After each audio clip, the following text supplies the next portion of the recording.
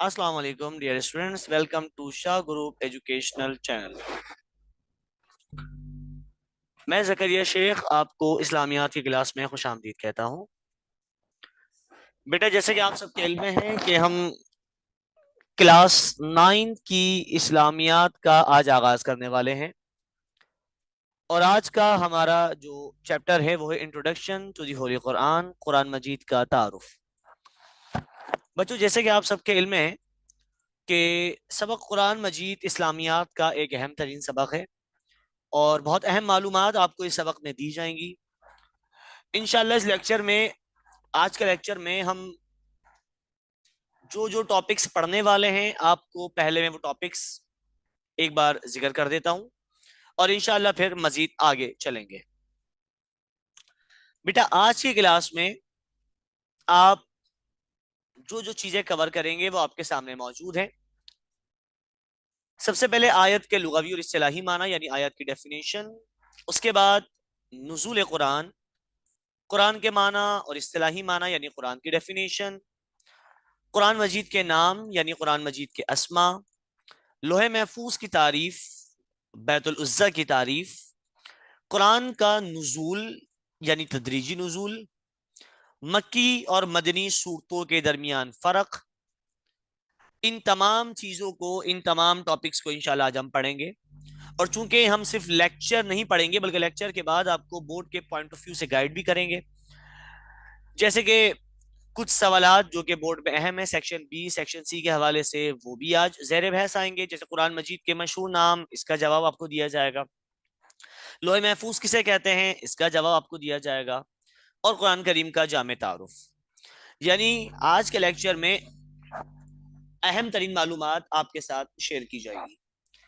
بڑھتے ہیں لیکچر کی طرف اور شروع کرتے ہیں بیٹا آج کا لیکچر۔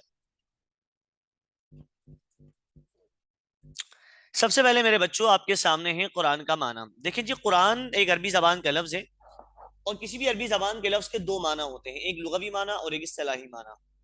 قرآن کا اگر لغوی معنی دیکھا جائے تو پڑھنا یا پھر پڑھی ہوئی کتاب، جبکہ اصطلاح میں یعنی شریعت مطہرہ میں قرآن آخری آسمانی کتاب ہے جو ہمارے پیارے نبی حضرت محمد مصطفیٰ علیہ الصلوۃ والتسلیم پر 22 برس کچھ ماہ میں نازل ہوا۔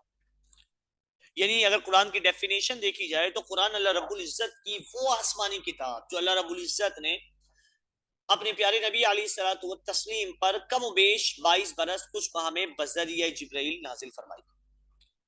اگر قرآن کے مختصر تعارف پہ نظر ڈالی جائے تو میرے بچوں قرآن میں 30 پارے، آیات کی تعداد میں اختلاف ہے، ایک قول کے مطابق 6236، جبکہ دوسرے قول کے مطابق 6666 آیات، جبکہ سورتوں کی تعداد 114 اور رکوعات 558 ہے۔ قرآن کی ڈیفینیشن آپ کے سامنے پیش کی گئی، قرآن کا لغوی معنی آپ کے سامنے پیش کیا گیا۔ بڑھتے ہیں مزید آگے، اور اب دیکھتے ہیں بیٹا قرآن مجید کے نام۔ قرآن مجید کے نام کو ہم قرآن مجید کے اسما بھی کہتے ہیں، یعنی قرآن مجید کے اسما۔ بیٹا ایک بات ذہن میں رکھیے گا کہ قرآن مجید کے کئی اسما ہیں، اور قرآن میں ہی بیان ہوئے ہیں۔ یہ اسما یا یہ نام کسی انسان کے دیے ہوئے نہیں ہیں، بلکہ یہ نام اللہ رب العزت نے قرآن میں ہی بیان کیے۔ ویسے اگر دیکھا جائے تو قرآن کا اصل نام القرآن ہے، اس کے علاوہ قرآن میں اسے کئی ناموں سے پکارا گیا، مثلا الفرقان، الذکر، الکتاب، الہدا، النور، الحق، الشفاء، التنجیل۔ یعنی قرآن میں ہی قرآن کو ان کئی ناموں سے پکارا گیا۔ اس کو ہم کہتے ہیں بیٹا قرآن کے اسما، قرآن کے نام۔ اگر پوچھ لیے جائیں کہ چلے قرآن کے اسما بتائیں تو آپ ان ناموں کو پیش کریں گے۔ بڑھتے ہیں مزید آگے، اب چونکہ ہم نزول قرآن کو سمجھنے کی طرف بڑھ رہے ہیں، قرآن کب نازل ہوا، کیسے نازل ہوا، تو نزول کو سمجھنے کے لیے آپ کو لوح محفوظ سمجھنا ضروری ہے۔ لوح محفوظ کے بغیر نزول نہیں سمجھ سکتے۔ بیٹا لوح محفوظ سے مراد وہ تختی یا کتاب جو ہر طرح کی تبدیلی سے محفوظ ہو اور احکام و فرامین اور کلمات الہی کا مصدر ہے۔ اصل میں لوح محفوظ سے مراد وہ تختی یا وہ کتاب ہے جہاں اللہ رب العزت نے اس پوری کائنات کا علم محفوظ کر دیا۔ انسان کہاں پیدا ہوگا، کہاں مرے گا، کیا کھائے گا، کیا پیے گا، کتنا جیے گا، جنت جہنم، نہ کہ صرف انسان بلکہ حیوانات اور اللہ رب العزت کی تمام مخلوقات کا علم، ذرے ذرے کا علم اللہ رب العزت نے لوح محفوظ پہ محفوظ کر دیا۔ یہ لوح محفوظ اللہ رب العزت کی دست قدرت، ویسے تو پوری دنیا ہی اللہ رب العزت کی دست قدرت میں، مگر اس لوح محفوظ میں کسی بھی قسم کی تبدیلی سے یہ لوح محفوظ محفوظ ہے. یا اللہ رب العزت نے دنیا کا، کائنات کا شروع سے لے کے آخر تک سارا علم محفوظ کر دیا ہے. اس کو ہم کہتے ہیں لوح محفوظ. اس کو لوح قلم بھی کہا جاتا ہے. کئی شعراء نے لوح محفوظ کو لوح قلم کہہ کے مخاطب کیا، جیسے الاقبال کا وہ شعر کہ کی محمد سے وفا تو نے تو ہم تیرے ہیں، یہ جہاں چیز ہے کیا لوح قلم تیرے ہیں. تو وہاں بھی لوح قلم سے مراد لوح محفوظ ہے. اب بیٹا دوسری چیز جو اہم ہے وہ ہے بیت العزا. جس طرح لوح محفوظ نزول قرآن کے لیے لازمی ہے، اسی طرح بیت العزا. بیت العزا سے مراد آسمان دنیا میں وہ جگہ جہاں قرآن مجید کو لوح محفوظ سے ایک باری میں اتارا گیا، پھر بیت العزا سے تھوڑا تھوڑا کر کے نبی کریم کو اتارا گیا. اگر آسان لفظوں میں دیکھا جائے تو بیت العزا آسمانوں پر ایک خاص جگہ کا نام ہے. آسمان دنیا پر یعنی دنیا کے آسمانوں پر ایک خاص جگہ جو ہم سنتے ہیں کہ حضرت جبرائیل علیہ الصلوۃ والتسلیم کے ذریعے قرآن نازل ہوا. جناب جبرائیل وحی لے کر آتے، تو جناب جبرائیل کس جگہ سے وحی لے کر آتے تھے؟ جناب جبرائیل بیت العزا سے وحی لے کر آتے. تو بیت العزا دنیا کے آسمانوں پر ایک خاص جگہ کا نام ہے جہاں سے تھوڑا تھوڑا زمین پر قرآن کو نازل کیا گیا. تو بیٹا آپ نے قرآن کی ڈیفینیشن دیکھی، قرآن کے اسما دیکھے، لوح محفوظ اور بیت العزا کو ہم زیر بحث لائے، ان کی تعریفات ہم نے پڑھی. اب بیٹا بڑھتے ہیں تھوڑا مزید آگے. اب آپ کے سامنے موجود ہے آیت کے لغوی معنی. بیٹا آیت کے لغوی معنی ہے نشانی یا پھر علامت. آیت جیسے عربک ورڈ ہے، دو معنی ہوں گے، اور اگر اصطلاح میں دیکھا جائے، شریعت میں دیکھا جائے، تو قرآن کے ایک فقرے کو آیت کہا جاتا ہے، قرآن کے ایک ٹکڑے کو آیت کہا جاتا ہے. اب بیٹا ہم بڑھتے ہیں نزول قرآن کی طرف. دیکھیں جی، آیت سمجھ گئے، قرآن کے ایک فقرے کو، ایک ٹکڑے کو ہم آیت کہیں گے. شریعت میں آیت کی ڈیفینیشن بھی آپ کو بتا دی گئی. اب نزول قرآن کو سمجھیے گا. نزول قرآن کا مطلب ہے قرآن کا نازل ہونا. بیٹا قرآن زمین پر لوح محفوظ سے دو مرحلوں میں آیا ہے، دو طریقوں سے. دو مرحلے ہیں قرآن کے نزول کے. کون کون سے مرحلے ہیں؟ قرآن کتنے حصوں میں آیا؟ اب ہم اس طرف بڑھنے جا رہے ہیں. پہلا مرحلہ مکمل قرآن دنیا والے آسمان پر بیت العزا میں نازل ہوا شب قدر کی رات کو. جی ہاں، قرآن کا جو پہلا مرحلہ ہے وہ لوح محفوظ سے بیت العزا. ایک بات اپنے ذہن میں رکھیں کہ اللہ رب العزت نے قرآن کو سب سے پہلے محفوظ کیا لوح محفوظ پہ. لوح محفوظ کیا تھی؟ لوح محفوظ تختی یا کتاب، جو ابھی آپ کے سامنے ذکر کیا گیا. لوح محفوظ سے اتارا گیا بیت العزا. بیت العزا کہاں ہے؟ آسمانوں کے درمیان ایک خاص جگہ کا نام ہے. تو جو لوح محفوظ سے بیت العزا آنے کا جو مرحلہ ہے وہ پہلا مرحلہ کہلاتا ہے. اور اس مرحلے میں کچھ زیادہ وقت نہیں لگا، بلکہ ایک باری میں بقدرت الہی اللہ رب العزت نے حکم دیا کن تو فیکون. لوح محفوظ سے قرآن بیت العزا میں ایک باری میں اتر گیا. یہ قرآن کا پہلا مرحلہ ہے. قرآن نے اس کو کوڈ بھی کیا ہے کہ بسم اللہ الرحمن الرحیم انا انزلناہ فی لیلۃ القدر، کہ بے شک ہم نے اس قرآن کو شب قدر میں نازل کیا. تو کہاں سے کہاں نازل کیا؟ لوح محفوظ سے بیت العزا. شب قدر میں جو قرآن نازل ہوا وہ زمین پر نہیں آیا، بلکہ وہ لوح محفوظ سے بیت العزا میں اتارا گیا. یہ ہے قرآن کے نزول کا پہلا مرحلہ. اب اگر دیکھا جائے دوسرا مرحلہ، تو ضرورت اور موقع کی مناسبت سے وقتاً فوقتاً حضرت جبرائیل علیہ الصلوۃ والتسلیم کے ذریعے رسول اکرم پر نازل ہوا.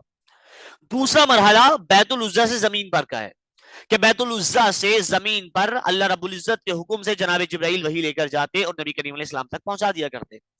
تو یوں قرآن کو تقریباً 22 برس اور کچھ ماہ کا عرصہ لگا. لوح محفوظ سے بیت العزا 22 برس کا عرصہ نہیں ہے، بلکہ بیت العزا سے زمین پر تقریباً کم و بیش 22 برس اور کچھ ماہ کا عرصہ لگا. تو یہ بیٹا قرآن کے دو مرحلے ہیں. پہلا مرحلہ لوح محفوظ سے بیت العزا، دوسرا مرحلہ بیت العزا سے زمین جو جناب جبرائیل کے ذریعے رکھا گیا. اب نزول قرآن کے بعد مزید آگے بڑھتے ہیں بیٹا.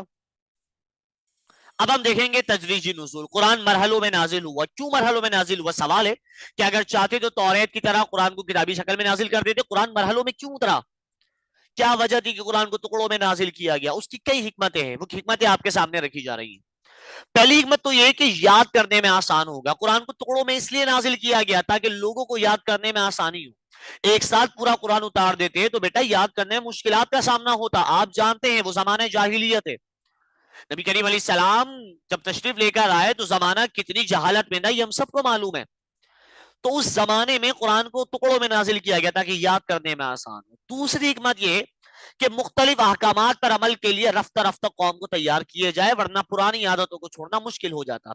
ظاہر سی بات ہے وہ قوم اندھیروں میں گرفتار ہے, وہ قوم تاریکیوں میں مبتلا ہے, گناہوں میں جکڑی ہوئی قوم ہے. اگر سارا قرآن پورے احکامات ایک ساتھ اتار دیے جاتے تو پرانی عادتوں کو چھوڑنا ممکن نہیں تھا, بہت مشکلات کا سامنا ہوتا. ممکن تھی یہ بات کہ لوگ اکتا جائیں, لوگ قرآن سے اکتا جائیں. اسی لیے اللہ رب العزت نے قرآن کو ٹکڑوں میں نازل کیا تاکہ پرانی عادتوں کو وقتاً فوقتاً چھوڑا جائے اور نئے احکامات پر عمل کرنے کا عادی بنایا جائے. ایک وجہ اس کی یہ بھی ہو سکتی ہے کہ کفار کی طرف سے دی گئی اذیتیں جب حد سے بڑھ جائیں تو نازل کردہ وہی مسلمانوں کے لیے سکون کا باعث بن جائے. اگر ایک ساتھ قرآن اتار دیتے تو پھر آگے مومنین کو سکون دینا تھا, ان کو موٹیویٹ کرنا تھا, ان کو دوبارہ ہمت بنوانی تھی. تو جیسے ہی مومنین پر کفار کی اذیتیں بڑھنے لگتی تو آیت کا نزول ہوتا اور مومنین دوبارہ اللہ رب العزت کے راستے پر چل پڑتے, دوبارہ جاگ جاتے, دوبارہ موٹیویٹ ہو جاتے. تو ایک وجہ یہ تھی کہ جب اذیتیں بڑھیں تو جیسے ہی کوئی وحی نازل ہو مومنوں کے دل میں سکون آ جائے. ایک وجہ اس کی یہ بھی ہے کہ مختلف مواقع پر لوگوں کی طرف سے پوچھے گئے سوالات پر ان کا بر وقت جواب دینے سے قرآن کی حقانیت ثابت ہوتی. اب مثال کے طور پہ صحابی آگے پوچھتے ہیں یا رسول اللہ وضو کا طریقہ کیا ہے؟ قرآن کی آیت آ گئی یا ایھا الذین آمنوا اذا قمتم الى الصلاۃ فاغسلوا وجوہکم وایدیکم الى المرافق وامسحوا برؤوسکم وارجلکم الى الکعبین. صدق اللہ العظیم. پورا وضو کا طریقہ قرآن میں آ گیا. اس طرح مومنین نے مزید مسائل کا جب نبی کریم سے سوال کیا تو وقتاً فوقتاً آیت نازل ہوتی گئی. اگر پہلے سے ہی قرآن موجود ہوتا تو سارے جواب پہلے ہی مل جاتے. وقتاً فوقتاً جواب دیا گیا تاکہ لوگوں پر قرآن کا جو سچ ہے وہ سامنے آ جائے, قرآن کی پختگی, قرآن کی حقانیت. قرآن حق اور پاک کتاب ہے, اس کی پاکیزگی لوگوں کو, اس کی سچائی لوگوں کو بیان کی جا سکے. تو یہ کئی حکمتیں تھیں جس کی وجہ سے قرآن کو ٹکڑوں میں نازل کیا گیا تاکہ لوگ قرآن سے اکتا نہ جائیں. سارے احکامات ڈالتے تو ممکن تھا لوگ کچھ کو مانے کچھ کو نہ مانے, تھوڑے تھوڑے کر کے نازل کیے گئے تاکہ لوگ اس کے عادی ہو جائیں. تو بیٹا تدریجی نزول کی جو حکمتیں تھی وہ آپ کے سامنے رکھی گئی. مجھے امید ہے آپ کو یہ بھی سمجھ آیا ہوگا. اب بڑھتے ہیں آگے مکی اور مدنی صورتوں کے فرق کی طرف. بیٹا مکی صورتیں عموماً چھوٹی ہیں اور ان میں اکثر توحید اور رسالت, آخرت کے احکام, دین, عبادات اور سابقہ یعنی گزشتہ امتوں کے واقعات اور انبیاء کے قصے بیان کیے گئے ہیں. جبکہ مدنی صورتیں بڑی ہیں اور ان میں زیادہ تر شریعت کے احکام ہیں. یعنی مکی صورتیں چھوٹی ہیں اور مدنی صورتیں بڑی ہیں. مکی صورتوں میں انبیاء کے قصے ہیں تو مدنی صورتوں میں شریعت کے احکام ہیں. دوسرا فرق دیکھیں تو مکی دور کی صورتیں اور آیات میں اہل ایمان کو ان کے فرائض بتائے گئے ہیں اور گمراہ لوگوں کو گزشتہ قوموں کے انجام سے خبردار کیا گیا. جبکہ مدنی صورتیں اور آیات میں تفصیلی احکام بتائے گئے ہیں جیسے زکوٰۃ, حج, جہاد, قتال اور جرائم کی سزائیں بتائی گئی ہیں اور زندگی کے مختلف گوشوں, سماجی, معاشی اور خاندانی نوعیت کے احکام سے متعلق بنیادی ہدایات دی گئی. یعنی مکی صورتوں میں اہل ایمان کو ان کے فرائض بتائے گئے اور گزشتہ قوموں کو ڈرایا گیا, گزشتہ قوموں کے انجام سے باخبر کیا گیا. جبکہ مدنی صورتوں میں تفصیلی احکام ہیں, جرائم کی سزائیں ہیں. ایک اور فرق اگر دیکھیں تو مکی صورتوں میں مومنین کے ساتھ مشرکین جو خطاب کر کے سمجھایا گیا, مومنین کے ساتھ مشرکین سے بات کی گئی. جبکہ مدنی صورتوں میں مسلمانوں کے ساتھ منافقین اور اہل کتاب کو مخاطب کیا گیا. یعنی مکی صورتوں میں مومنین کے ساتھ مشرکین سے خطاب ہے تو مدنی صورتوں میں مسلمانوں کے ساتھ منافقین کے ساتھ. مکی صورتوں میں یا ایھا الناس, اے لوگوں کے الفاظ, جبکہ مدنی صورتوں میں یا ایھا الذین آمنوا, اے ایمان والو کہہ کر مخاطب کیا گیا. یہ تھے کچھ بنیادی فرق مکی اور مدنی صورتوں کے درمیان جو آپ کے سامنے پیش کیے گئے. مکی صورتوں میں اے لوگوں سے بات کی گئی جبکہ مدنی صورتوں میں اے ایمان والو. مکی صورتوں میں مومنین کے ساتھ مشرکین جو خطاب ہے تو مدنی صورتوں میں مسلمانوں کے ساتھ منافقین اور اہل کتاب. مکی صورتوں میں ایمان والوں کو فرائض بتائے گئے تو مدنی صورتوں میں جرائم کی سزائیں بتائی گئیں. مکی صورتوں میں گزشتہ امتوں کے واقعات ہیں تو مدنی صورتوں میں شریعت کے احکام. یہ تھے میرے بچوں مکی اور مدنی صورتوں کے درمیان کچھ ضروری فرق. بڑھتے ہیں اب آگے, چونکہ بورڈ کے پوائنٹ آف ویو پہ ہم جا رہے ہیں. बोर्ड के पॉइंट ऑफ व्यू से जा रहे हैं तो सबसे पहले एमसीक्यूज हम देखेंगे, फिर सेक्शन बी यानी हिस्सा बे, फिर हिस्सा जी। एमसीक्यूज में अगर हम देखें तो पहला स्टेटमेंट आपके सामने मौजूद है कि कुरान के लुगावी माना क्या है। आसमानी किताब, सुनी हुई किताब, पढ़ी हुई किताब या लिखी हुई किताब। चलें जी, आप इसका मुझे जवाब देंगे। जी हाँ, वेरी गुड, कुरान के लुगावी माना है पढ़ी हुई किताब। वेरी गुड, बिल्कुल सही जवाब। दूसरा सवाल बेटा आपके लिए, अल्लाह ताला का दायमी और आलमगीर कानून कौन सा है? आपके सामने तीन ऑप्शन है, कुरान मजीद, अहादीस, फिक़ह और तफसीर। चले जी, आप इसका मुझे जवाब देंगे, देखते हैं कौन जवाब देता है। वेरी गुड बेटा, बिल्कुल सही जवाब। कुरान का आलमगीर कानून, अल्लाह का आलमगीर कानून है कुरान मजीद। बढ़ते हैं मजीद आगे अगले सवाल की तरफ। कुरान मजीद के नाम अज़्ज़िक्र से क्या मुराद है? राह दिखाने वाली, रोशनी वाली, नसीहत वाली या साबित शुदा किताब?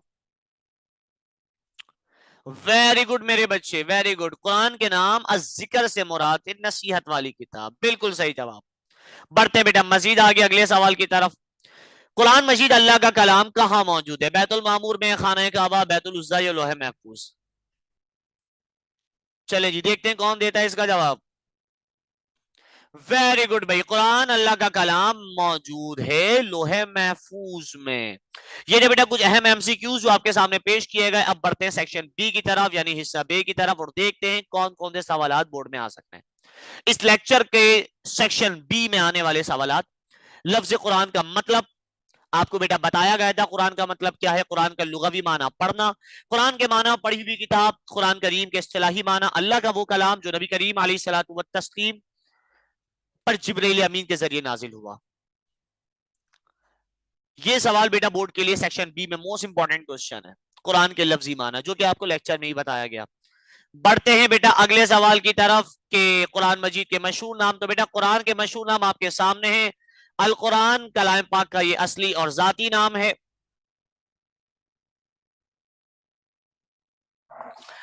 तो मेरे बच्चों, जैसे कि आपको बताया गया सेक्शन बी में एक सवाल कुरान मजीद के मशहूर नाम का भी आता है। तो बेटा कुरान मजीद के मशहूर नाम दर्ज झेल हैं। अल कुरान कलाम पाक का ये असली और जाती नाम है। अल फुरकान हक और बातिल में यानी सच और झूठ में फर्क करने वाली किताब। अज़िक्र नसीहत करने वाली किताब। अल किताब यानी खास किताब यानी अल्लाह रब्बुल इज्जत की किताब कुरान मजीद। ये सवाल बेटा सेक्शन बी में बहुत ज्यादा अहमियत का हामिल है, लाजमी इस सवाल का जवाब याद करेंगे। बढ़ते हैं बेटा मजीद आगे।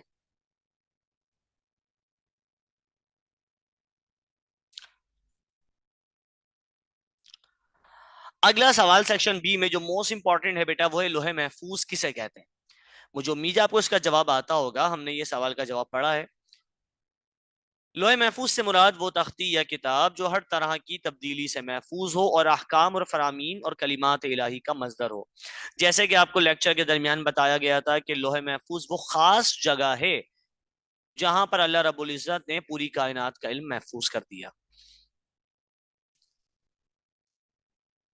बढ़ते हैं मजीद अगले सवाल की तरफ। बेटा एक सवाल और सेक्शन बी के लिए मोस्ट इंपॉर्टेंट क्वेश्चन है, वो है कि बैतुल उज्जा से क्या मुराद है। जब आपने लोहे महफूज पढ़ लिया तो अब बैतुल उज्जा का सवाल देखते हैं। बेटा बैतुल उज्जा आसमान दुनिया में वो जगह है जहां कुरान मजीद को लोहे महफूज से एक बारी में उतारा गया, यक बारी यानी एक बार, फिर आसमान दुनिया यानी बैतुल उज्जा से थोड़ा थोड़ा करके नबी करीम पे उतारा गया। जैसे कि आपको लेक्चर के दरमियान मैंने बताया था कि बैतुल उज्जा आसमानों पर एक खास जगह है जहां से थोड़ा थोड़ा करके कुरान जमीन पर उतारा गया। तो मेरे बच्चों, मुझे उम्मीद है सेक्शन बी के ये मोस्ट इंपॉर्टेंट क्वेश्चंस आप लोगों को समझ आ चुके होंगे। ये सारे क्वेश्चन आपने इनडायरेक्टली अपने लेक्चर के दरमियान में पढ़े होंगे और समझे होंगे। अब बढ़ते हैं बेटा मजीद आगे। जिस तरह बोर्ड के पॉइंट ऑफ व्यू से हम आगे बढ़ रहे हैं, हमने सेक्शन ए में एमसीक्यूज देखे, सेक्शन बी के मोस्ट इंपॉर्टेंट क्वेश्चंस देखे, तो अब सेक्शन सी में लॉन्ग क्वेश्चन की बारी है। इस लेक्चर का सबसे अहम सवाल, तफसीली सवाल जो बहुत ज्यादा अहमियत का हामिल है, वो है कुरान करीम का जामे तारुफ। जी हाँ बेटा, कुरान का तारुफ जामे तौर पे ये अहम सवाल है। इस सवाल को लिखना आप शुरू करेंगे तो सबसे पहले माना और मफहूम तहरीर करेंगे। जैसे लफ्ज कुरान का लुगवी माना हमने पढ़ा पढ़ना, और कुरान के माना पढ़ी हुई किताब भी है। फिर बेटा इसका हम देखेंगे मजीद आगे, जैसे हमने लेक्चर में देखा था, कुरान करीम के इस्तिलाही माना अल्लाह ताला का वो कलाम जो सरवर कायनात अलैहिस्सलातु व तस्लीम पर हजरत जिब्राईल अमीन अलैहिस्सलातु व तस्लीम के नाजिल हुआ और मसाहिफ में लिखा गया। एक तरीके से कुरान की डेफिनेशन भी है, इसको आप कुरान के माना बोलें या कुरान की डेफिनेशन बोलें, बात एक ही है। बढ़ते हैं इस जवाब को, मजीद आगे लेके चलते हैं, इस जवाब को आगे कंटिन्यू करते हैं। तो बेटा फिर हमें इसके जवाब में शामिल करना होगा कुरान का तारुफ। कुरान 30 पारे 114 सूरतें 558 रुकू और 6666 आयात पर मुश्तमिल है। इख्तिलाफ आयात का जिक्र कर दिया गया है। पहली सूरत सूरह फातिहा और आखिरी सूरत सूरह नास, सबसे बड़ी सूरत सूरह बकरा और सबसे छोटी सूरह कौसर है। अल्लाह ताला की इब्रियाई और असमत बयान करने वाली बड़ी आयत आयतुल कुर्सी और सूरत की डेफिनेशन जिक्र करते हुए कहते हैं कि सूरत कम अज कम 3 आयत पर मुश्तमिल है और हर एक सूरत का एक खास मजमून और मौजू होता है। यानी ये समझ लें कि जब आप इस जवाब को तहरीर करेंगे तो पहले आप माना और मफहूम तहरीर करेंगे, यानी लुगावी माना और इस्तिलाही माना। उसके बाद आप कुरान का तारुफ तहरीर करते हैं, जिसमें आप कुरान की सूरतों की तादाद, आयत की तादाद, रुकुआत की तादाद, सबसे बड़ी सूरत सबसे छोटी सूरत को बयान करेंगे। अगर तवज्जो दे तो यहीं पर आपको सूरत की डेफिनेशन बता दी गई कि सूरत क्या है। सूरत वो है जो कम से कम 3 आयत पर मुश्तमिल हो। और एक और बात बताई गई कि हर सूरत का अपना एक खास टॉपिक होता है, अपना एक खास मजमून होता है। हर सूरत, जैसे सूरह यूसुफ है तो जनाब यूसुफ अलैहिस्सलाम का पूरा किस्सा उसमें बयान किया गया। इसी जवाब को मजीद आगे लेके चलते हैं क्योंकि सेक्शन सी का लॉन्ग क्वेश्चन है। इस जवाब का मजीद हिस्सा बनेगा आयात का लुगावी माना। आयात का लुगावी माना बेटा निशानी या अलामत, जबकि इस्तिलाह में शरीयत में आयत कुरान शरीफ के एक फिक्रे को, एक टुकड़े को कहते हैं और फिक्रे के आखिर में एक अलामत होती है, गोल अलामत, जो हमें अक्सर और बेशतर कुरान में आयात के बाद एक गोल सा दायरा नजर आता है जिसपे नंबरिंग हुई भी होती है, पहली दूसरी तीसरी, उसको हम आयत कहते हैं। वहीं आपको बेटा कुरान मजीद के नाम भी इस जवाब में तहरीर करने होंगे। कुरान मजीद के नाम, कुरान का असल नाम यही अल कुरान है, लेकिन उलमा ने इसके अलावा भी बहुत सारे नाम शुमार किए जो कुरान में मज़कूर हैं। उनमें से चंद मशहूर नाम: अल फुरकान, हक और बातिल में फर्क करने वाली किताब; अज जिक्र, नसीहत करने वाली किताब; अल हुदा, राह दिखाने वाली किताब। ये सारे नाम आपने लेक्चर के दरमियान भी पढ़े होंगे बेटा। फिर इस जवाब में बेटा हम हिस्सा बनाएंगे नुज़ूल कुरान को, क्योंकि हम कुरान का तारुफ दे रहे हैं तो इसमें हमें कुरान की डेफिनेशन भी देनी है। ठीक है बेटा, कुरान का मुख्तसर तारुफ भी देना है, आयत की डेफिनेशन भी देनी है, सूरत की डेफिनेशन भी देनी है, कुरान के नाम भी बताने हैं और कुरान का नुज़ूल भी बताना है, क्योंकि कुरान के तारुफ है। कुरान करीम अल्लाह ताला का अज़ली और अब्दी कलाम है जो लोहे महफूज में मौजूद है।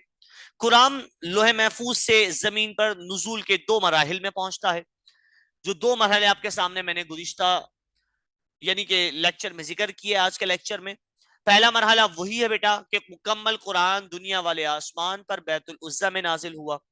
इस सिलसिले में सूरह कदर में एक आयत है कि इन्ना अंज़लनाहु फी लैलतिल क़द्र, कि बेशक हमने इसको शब कदर में नाजिल किया। ये कुरान का पहला मरहला जो कि मैंने आपको समझाया कि लोहे महफूज से बैतुल उज़्ज़ा में आया। दूसरा मरहला है तदरीजी नुज़ूल, वक्तन फवक्तन, मौके और मुनासिबत से, मौके और वक्तन फवक्तन, मौके की मुनासिबत से, हालात को मद्देनजर रखते हुए आयत सूरतें बैतुल उज़्ज़ा से जमीन पर उतारी गई, जो कि तकरीबन 22 बरस और कुछ माह में नाजिल हुई, जिसमें 12 साल कुछ महीने मक्के में हिजरत से पहले और बाकी दारुल हिजरत यानी मदीना मुनव्वरा में नाजिल हुई। ये कुरान के 2 मरहले भी हमने इस जवाब में जिक्र करने हैं। पहला मरहला मैं फिर रिपीट करता हूं, लोहे महफूज से बैतुल उज़्ज़ा, और दूसरा मरहला बैतुल उज़्ज़ा से जमीन, जो तकरीबन कमोबेश 22 बरस कुछ माह का अरसा लगा। वो लोहे महफूज से बैतुल उज़्ज़ा में नहीं लगा बल्कि बैतुल उज़्ज़ा से जमीन पे लगा, जो कि जनाब जिब्राईल अलैहिस्सलातु व तस्लीम के जरिए नाजिल किया गया।